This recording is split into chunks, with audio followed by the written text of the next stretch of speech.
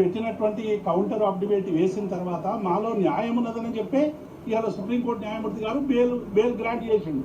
ఈ bail grant చేసినటువంటి సందర్భంలో దీన్ని తప్పుపడితే డెఫినెట్గా మహేష్ గౌడ్ గారు కంటెంప్ట్ ఆఫ్ కోర్టు పోవాల్సినటువంటి అవసరం ఉంటుంది. సుప్రీంకోర్టు తీర్పునే తప్పుపట్టే స్థాయికి ఇలా కాంగ్రెస్ నాయకులు వచ్చారంటే వాళ్ళ ఫ్రస్ట్రేషన్ ఎంత ఉందో అర్థమవుతా ఉంది.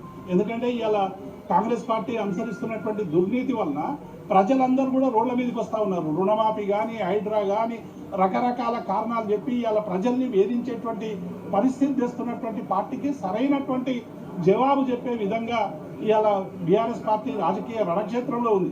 బీఆర్ఎస్ పార్టీ డెఫినెట్గా ప్రజా సమస్యల మీద కొట్లాడుతుంది కాబట్టి ఇటువంటి ఆరోపణలు చేస్తున్నటువంటి విషయాన్ని మేము స్పష్టం చేస్తా ఉన్నాం. ఒక మాట ఇవాళ సుప్రీంకోర్టు విచారణ సందర్భంగా, బెయిల్స్ విచారణ సందర్భంగా ఏం కామెంట్ చేసి ధర్మాసనము విచారణ పూర్తి అయింది, ఛార్జీ షీట్ దాఖలైంది. అయిపోయిన తర్వాత కూడా నెలల తరబడి కవిత గారిని జ్యుడిషియల్ కస్టడీలో ఉంచాల్సినటువంటి అవసరం ఏముందని చెప్పేసి ధర్మాసనం ఇవాళ స్పష్టంగా మాట్లాడింది.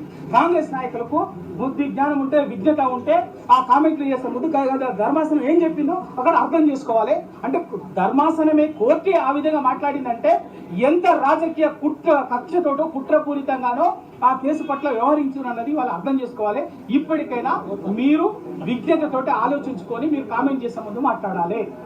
అంతేగాని నోటికి వచ్చినట్టు మాట్లాడటం అనేది మానుకుంటే మంచిది. కాంగ్రెస్ నాయకులు కేసీఆర్ గారి నాయకత్వం, జై తెలంగాణ, జై తెలంగాణ, జై తెలంగాణ, కేసీఆర్ గారి నాయకత్వం, కేసీఆర్ గారి నాయకత్వం, కేటీఆర్ గారి నాయకత్వం, హరీష్ రావు గారి నాయకత్వం.